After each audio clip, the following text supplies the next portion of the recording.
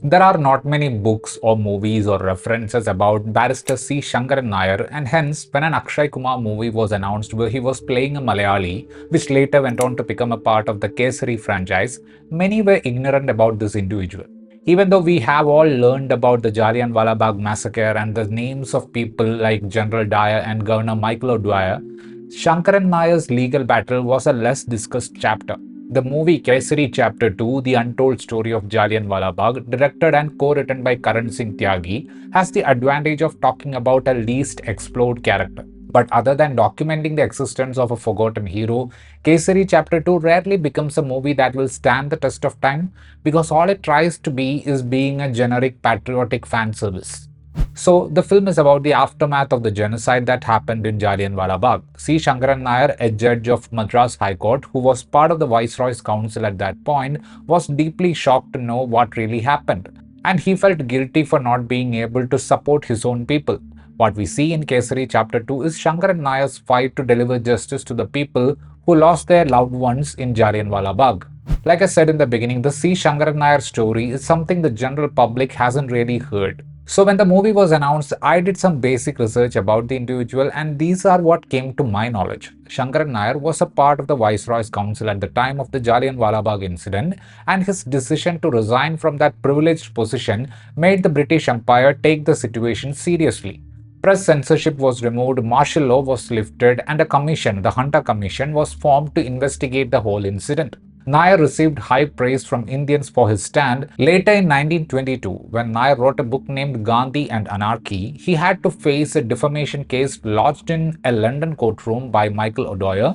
Even though he failed to win the case and he had to pay the price, he was able to expose the details of the massacre during that trial. When it comes to Kesari Chapter 2, there are significant changes to these publicly available details. Nair is shown as a part of a commission, Hunter Commission possibly, that conducts an inquiry about General Dyer's actions, and that is not factually correct. We see that General Dyer is put on a trial in a court in India, and the makers are actually using the real life defamation trial that happened against Nair in London as the trial of General Dyer in this movie. Other than Sankaran Nair, we don't have many details available in the public domain about these characters played by R. Madhavan and Ananya Panday, and looking at how those characters are written, I believe they are fictional characters created for the sake of making the film a spicy courtroom drama. I know that some of you may have the argument that every biopic we see out there is factually incorrect and a lot of creative liberty is taken for the sake of creating drama. But when you do that for a good reason, it makes sense. For instance, in Bagh Milka Bagh, we see the traumatic impact of the film's title on the hero's life, and it is used in the movie as a reason for a significant event in Milka Singh's story. In this movie, they show that Sankaran Nair's knighthood and the Jallianwala Bagh incident happened parallelly, whereas there was a 7-year gap between the two incidents. I mean, that much of creative liberty is understandable. But when you're making a movie about a less discussed hero with a movie caption The Untold Story of Jallianwala Bagh, creating a fictional trial that never really happened feels like too much of creative freedom. The movie ends with the makers openly stating that the British Empire is yet to say sorry for what they did to those innocent people who died on April 13th, 1919. But when you make these extremely factual manipulations for the sake of drama in the story, and you also make the British characters too much of caricatures, it somewhere becomes a disservice to the clever strategy of Sankaran Nair, who exposed the atrocities of British Empire at the cost of losing a case in a hostile territory. From fake rape case investigations to the gallery-pleasing repeated use of the F word, the mediocrity and excessive simplicity of the writing make it not that difficult to understand who are fictional characters and what are fictional subplots. The color palette of the visuals shuttle between the kesari tone and the bluish tone, and that along with the costumes and hairstyle occasionally would remind you the Harry Potter-like visual aesthetic. When Akshay Kumar is introduced as Sankaran Nair, we hear the voiceover say that born and brought up in Kerala, Sankaran was good in both Kathakali and Kalaripayattu. I don't know why Bollywood is so obsessed with showing houseboats and Kathakali as the only way to show someone as Malayali. Akshay Kumar, with his prowess in Hindi, transforms into a sharp lawyer similar to something he did in Jolly LLB 2. He really gets the dramatic pitch the movie was aiming for and gives the movie and its target audience the theatrical hero energy while performing the rhetorics of Sankaran Nair. It's kind of funny that as a Malayali, I had to depend on the subtitle when he spoke in Malayalam, Madi Namukku Veetti Pogam.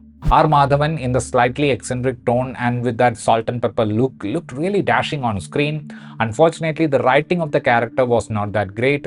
There is a bit in the movie where we see him in that clean shaven look, and somewhere I felt if Maddie was ready to shed some weight, he would have been a more believable Sankaran Nair. Ananya Panday plays the role of Punjabi lawyer Dilreet Gill. Her performance felt like she was restricting herself from delivering that typical South Bombay accent.